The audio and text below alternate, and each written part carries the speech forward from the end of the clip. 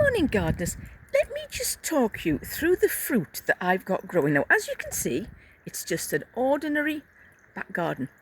I don't have an allotment, I don't have a greenhouse, don't have a polytunnel, I have simply got a back garden. So what have I got? I have 2 blueberries in those 2 conduits there, and down here I have a gooseberry. It's my first year of growing gooseberries. Over here on what I call, I have raspberries. But over here on what I call orchard row, I've got a blueberry, 2 honeyberries, I've got my grapevine that goes up and under the pergola that is covered in, and oh my goodness, we have such a crop off there. I thinned it down last year, I thought, to 30 bunches. It was actually 40 bunches, and I was giving grapes away till people were sick to death of them. I have orchard row here with the ballerina or columnar trees, and there's apple, 2 pears and a plum. 2 apples, pear, 2 plums. There, different varieties of apple. There I have a lovely pear tree, and on this side there's an apple tree, and the apples that come on that are huge, absolute huge ones. All along the outside of the raised bed there, and on the other side of it, I have strawberries all the way along, and the birds just don't seem to touch them. In this tub here, I have the white strawberries that I grew from seed last year. I took the seeds off strawberries I'd bought at Marks and Spencer's, so I've never had any fruit off them yet. I only started them at the beginning of last year, and we shall see how they come this year. And dotted here and there around my flower border, I've put the odd little strawberry plant. I do have a couple of strawberry planters, and they're filled with viola and strawberries. And I think, if I'm correct, they are red strawberries and there are some white strawberries. I'm just stepping back down the steps here. There's the other strawberry plants, all the way along there. Tony weeded them and took all the leaves off them for me. So they're looking really healthy. I do net them on this side, but having said that, as I say, the birds last year did not touch them, but that might be down to the local cat population. We think it's taken our wren. Poor little thing. And not what we would call really a fruit, but here I've put a tomato currant, and look at that. This is April 15th. I put it out yesterday. Look at the size of it, actually. I put it out yesterday, and I will fleece it if it gets cold. It's got tomatoes. It's got flowers on. My brain isn't working this morning. It's got flowers on. So that one's tomato currant.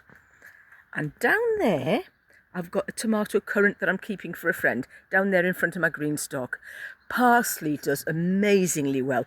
That's been in there all winter. It's been absolutely fabulous. I simply bought a pot of parsley from one of the local supermarkets. That's absolutely beautiful, the parsley. In this green stalk here, I have got mini cabbages and kohlrabi. I've also got a couple of Brussels sprouts. At the very bottom of it, I've put strawberries. I've got Brussels sprouts over in that one there, and I am going to put some chard in once it comes on. I've got kohlrabi and pak choi dotted around the different green stalks. Brussels sprouts over there are coming. They're coming on really well. Let me just walk that way very carefully. Ouch! Ouch! And I have got peas popping up. They've been there for about a month now, and they've done absolutely nothing. So I've got 3 Brussels sprouts there. I think over the back there they are bluebells, and if they are bluebells, I will let them flower, and then I'm going to pull them out. Unfortunately, they must be very, very deep, because if you look at the depth of that, they do go very, very deep. So they're going to be a struggle to get rid of, but I don't want them multiplying. But as I say, I will enjoy the flowers when they come. As these red tulips are finishing, yellow ones are starting to come now, and the beautiful frilly ones. We must have bought a load of tulips last year. Down here in this tub here, I've got turnips, just little, little purple top turnips. And again, in that tub over there, I've got purple top turnips. I bought some pretty little bedding plants at the garden centre the other day because I want these ones here at the front here to be flowers. I want to have some really pretty flowers to look at. And that blue green stalk there is full of flowers. I will take some of the flowers out and pop a tomato or two in, just the little tumbling tomatoes, as I get them ready.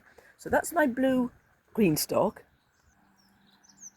And I've taken all my poor, very badly neglected citrus and, oh, not aubergine, can't remember the name of it. Big green fruit, vegetable thing, can't remember the name of it. It'll come back to me. Yep, avocado. I've got 2 avocado there grown from seed. I mean, the big stones. I do not know if they have survived the winter. They have been so neglected. But this year, I'm going to spend a bit more time trying to take care of my citrus. I gave the hedge a really good trim at the back yesterday, and it's looking all green and beautiful now. It's looking absolutely fabulous.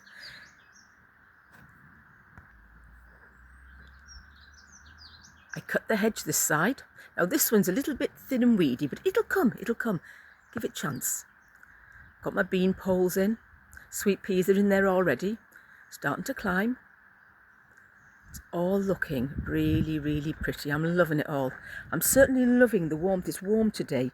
Look at the colours. Let me just go down there. Look at the colours in those little viola. Aren't they beautiful? So that, my friends, my fellow gardeners who absolutely love gardening the way I do, that is how much you can grow in your average size English suburban garden. Feeds Tony and I, and I'm thinking more and more now about making a proper plan for growing. We don't eat many radish. Why on earth do I put rows and rows of radish in? So grow what you eat what you grow. Enjoy your day, folks.